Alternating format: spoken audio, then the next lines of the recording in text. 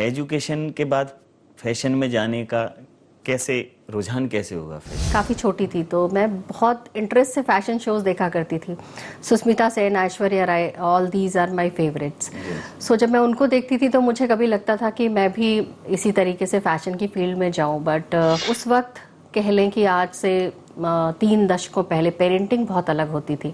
उस वक्त के पेरेंट्स ब्यूटी या ये सारी चीज़ें समझते नहीं थे। उस वक्त के पेरेंट्स कहते थे कि आप पढ़ाई करिए और अपना कैरियर बनाइए। वैसे ही मेरे फादर भी चाहते थे कि मैं मेडिकल में अपना कैरियर बनाऊं, तो पढ़ाई पे पूरा फोकस रहा बचपन भर और इन सब चीज़ों में जाने का मुझे मौका ही नहीं मिला। लेकिन शादी के बाद मैं बहुत ही लकी रहूंगी कि मैं एक ऐसी फैमिली में गई जिन्होंने ना केवल मेरे करियर को बल्कि मेरे सपनों को भी बहुत ज़्यादा सपोर्ट किया। तो यस, इसी तरीके से मैं सोच पाई कि मैं एजुकेशन के साथ अपना ये करियर भी आगे बढ़ा सकती हूँ।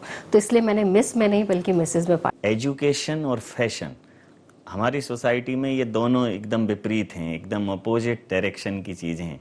आपने दो विपरीत ध्रुवों को एक साथ लाने का साहस दिखाया। जब आप फैशन की फील्ड में जाते हैं तो you have to smile all the time. सबसे बड़ी जो मुझे चुनौती एक पेजेंट्री में फील हुई वो यही कि आप हील्स कैसे पहनेंगे और आप दिन भर स्माइल कैसे करेंगे, बिकॉज बीइंग एन एजुकेटिस्ट मुझे हमेशा सीरियस लुक मेंटेन करना होता था, but into pageantry your look is different. तो वो करने के लिए मुझे लगभग 1 साल का ट्रांसफॉर्मेशन टाइम लेना पड़ा। तो मैं कहूँगी वो 1 साल का जो 2018 से 2019 का टाइम था वो मैंने ट्रांसफॉर्म। वो टर्निंग पॉइंट कौन सा था? क्या टाइम लगा घर वालों को कन्विंस करने में, या कैसे एकदम आया कि नहीं अभी इस इवेंट में पार्टिसिपेट करना है? जी, 2018 की बात है जब मेरे माइंड में आया कि मैं अब एजुकेशन में भी अपने करियर में बहुत अच्छी पॉइंट पे पहुंच चुकी हूँ।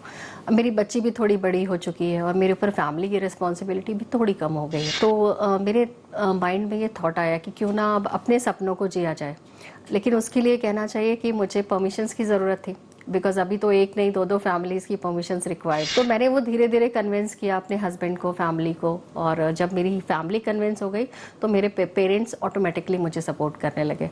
तो इस तरीके से मुझे दोनों ही फैमिली का सपोर्ट। जो सोसाइटी का रुख रहा वो कैसा रहा? जी, मैं तो कहूँगी कि मैं बहुत ज़्यादा लकी रही कि सोसाइटी ने मुझे बहुत ही वेलकम किया। लगभग मैं कहूँगी 6 साल पुरानी मेरी जर्नी है और अब तक लगभग मैं 500 इवेंट्स में लगभग जा चुकी हूँ और लोगों का इतना प्यार मिला है मुझे, भोपाल का स्पेशली इतना प्यार मिला है मुझे कि मुझे ऐसा लगता है कि रोज़ मैं किसी न किसी इवेंट पे इनवाइटेड होती हूँ। तो सोसाइटी बहुत ही ओवरवेलमिंग, बहुत ही वेलकमिंग है और वो राइट पर्सन को बिल्कुल पहचानती है कि किस पर्सन को उसको कैसा ट्रीटमेंट देना है।